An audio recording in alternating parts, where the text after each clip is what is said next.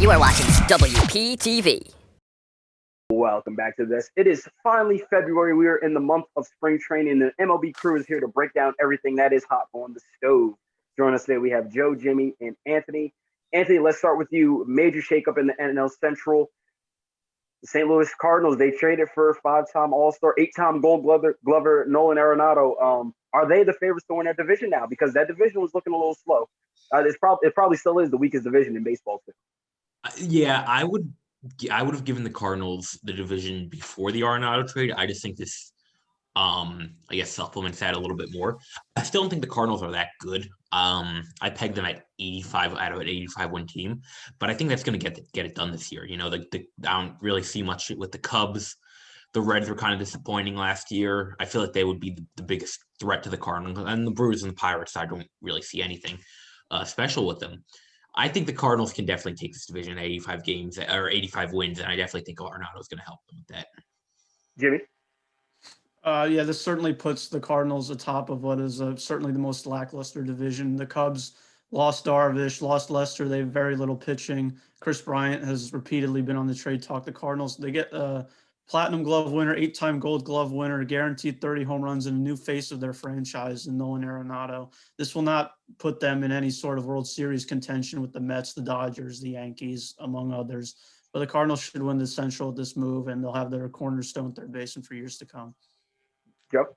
Our friends over at the NFL block, who do a great job, often they use the term system quarterback to describe a quarterback who's only good because of the team he plays for.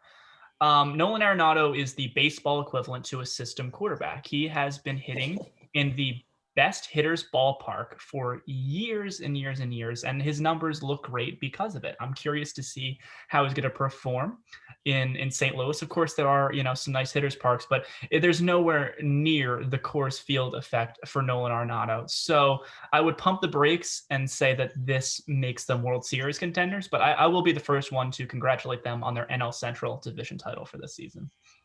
Players who play for the Rockies also play away games, Joe. Just throwing that out there. The big team in New York this offseason is not the Yankees. It's actually the New York Mets. And reportedly last night there were some scoops that maybe Trevor Bauer may be signing with the New York Mets. Joe, if he does sign with the Mets, what do you see with this deal? Because that pitching staff's already pretty stacked. You add another Cy Young winner in there, anything can happen. Well, I think that the Mets are so caught up in the glitz and the glam of having a big offseason that they've forgotten that they need a center fielder. It is questionable to me why they would spend all of this money on Trevor Bauer when they really don't need him. They need to supplement the defense, especially. And if you're going to sign a starting pitcher, I don't think that Trevor Bauer is worth the amount of money that they're offering him. He has had 1.5 good seasons, and last year he was playing against the Central Division, which was by far the worst 9 teams offensively that you really could possibly play. So, I mean, it's nice for the Mets. It's definitely going to drive up ticket sales, hopefully, if they can get some people in the ballpark. But I don't think that this move is what the Mets need. Jimmy? May not be what they necessarily need. I agree that they could go after someone like a Jackie Bradley Jr. to stem up that center field position. But the addition of Trevor Bauer undoubtedly makes the Mets the best rotation in baseball. If there's one thing that matters in the playoffs, it is starting pitching. So I think Trevor Bauer, DeGrom, Cookie Carrasco, Marcus Stroman, just to name a few. Don't forget Syndergaard. Don't forget Syndergaard as well. That's absolutely deadly if he comes back healthy. But, the Mets, they got the power in the lineup. Alonso, they got Lindor now. This is a team that's absolutely going to contend to win the potentially World Series. That's the upside. They certainly should win the NL East, if not match the Braves. And that's what this move would do. Anthony? Yeah, if you're the Mets and you have the opportunity to take a strength and make it an absolutely dominant part of your team rather than take a weak part of your team and make it a little bit better. Because let's be real, no center fielder out there is really going to move the needle for the Mets, Jackie Bradley Jr. just isn't that good. I mean, he's a great glove and center. Couldn't hit a watermelon if he threw it up there. That's what they need. What? That's what they need. Their outfield defense is sickeningly bad. It's bad, but you can live with it. Load up the rotation, but a lot of balls are going to drop in that big outfield. Joe, you can live with it, though. Like, if you feel like you can really make a strength absolutely dominant, and look at what Jimmy said. You win World Series on starting pitching. Look what the Nationals did. they won the World Series on their starting pitching. If you could supplement that starting pitching with a guy like Trevor Bauer and then run a starting five of DeGrom, Syndergaard, Carrasco, Bauer, Stroman, you're good to go. They have a World Series rotation without Bauer, and they certainly don't want to let the Dodgers add another piece after a World Series. You have the opportunity to get him. I think it's what you do for a short-term deal. Yeah, and speaking of World Series and World Series contenders, a lot of people in the metropolitan area, they already know that the Yankees every year usually are a World Series contender. But now we just talked about them. The Mets are trying to become one as well. Jimmy, we'll start with you. Do they still need a piece? Are they already better or a contender already? Oh, there's certainly a contender. The power in the lineup. You got Judge. They bring back LeMahieu, who's a guaranteed base hit every time he goes up to the plate. Giancarlo came off a great postseason, but the main question with the Yankees, what we just talked about, the Mets, the starting pitching. You know, you got Herman coming off suspension, Luis Severino, can he be the number 2 behind Garrett Cole coming off Tommy John, Jameson Taillon injuries, Corey Kluber coming off of injury. These are all like potentially high risk, high reward guys that could potentially make or break the Yankees season. But overall, the addition of Darren O'Day, getting Adam Ottavino's salary cap off the books, sending him to Boston. What a deal that is, sending him to Boston, but getting him off the books. I mean, the Yankees, I like the moves they're making, and they need to get it done. Yep. Absolutely. I think the Yankees are World Series contenders. The Mets, however, I think are right there with them. I think that I'm not going to say we're going to see a Subway World Series, but I think it's I'd love to. possible. Love to see that. Because the thing that the Mets have right now is experience. A lot of these guys, even if they sign Bauer, if they don't, a lot of these guys have big game experience. Stroman has pitched in big games. Carrasco, obviously, if they sign Bauer, that goes a long way, I think, in the playoffs. I mean, the real question, obviously, is what was their Achilles heel the last time they made the World Series, and that's their defensive alignment. And I think that's a very legitimate question. But as far as the lineup and the pitching rotation, this does look like a team that could go far. Anthony?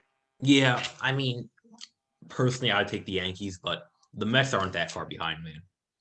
Especially if you're looking at them getting a guy like Bauer or another big free agent or another big trade acquisition, which we all know they're capable of.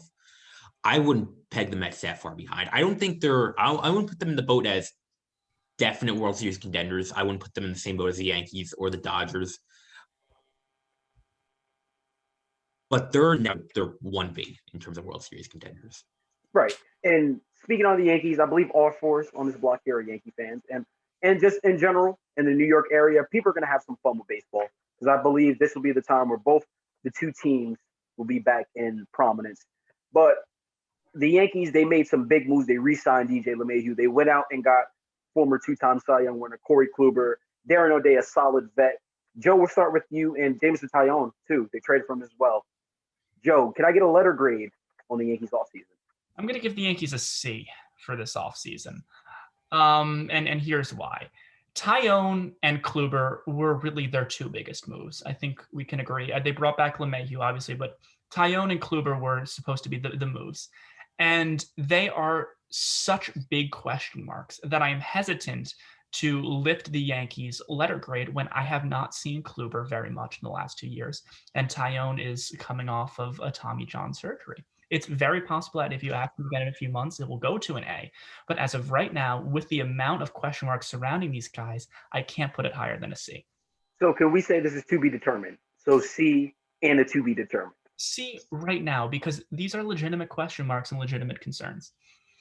Anthony? Joe, I don't know where you're coming from. I'm going to give it an A-.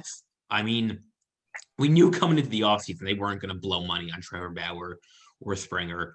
We knew they probably weren't really going to target Francisco Lindor that heavily.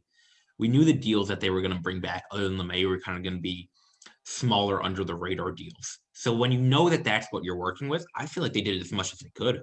You know, they very easily could have done the bare minimum and stuck with they signed Jhoulys Chacín and maybe sign another minor league guy to a minor league deal and have him fill out the rotation, or trade for an Alex Cobb as he got traded to the Angels the other day. They very easily could have done that. But I feel like with what you're working with, I feel like they made the best out of it. You know, Corey Kluber can very easily come back and become a very solid pitcher. Jameson is a very good pitcher when he's healthy.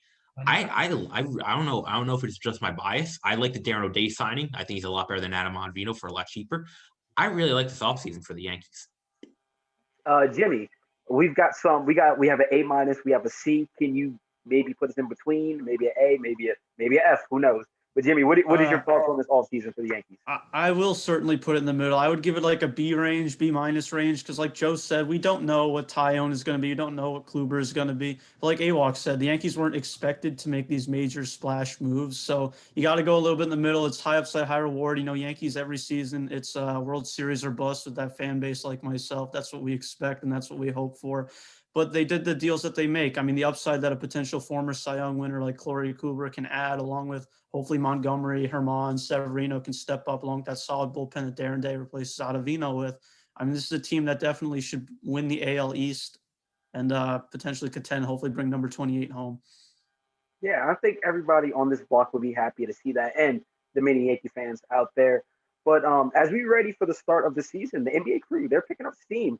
The All-Star break's coming up in the NBA. A lot of good stuff going on. But don't go anywhere as the Hardwood crew. They'll be back to talk about the latest around the court. Stay here on WPTV.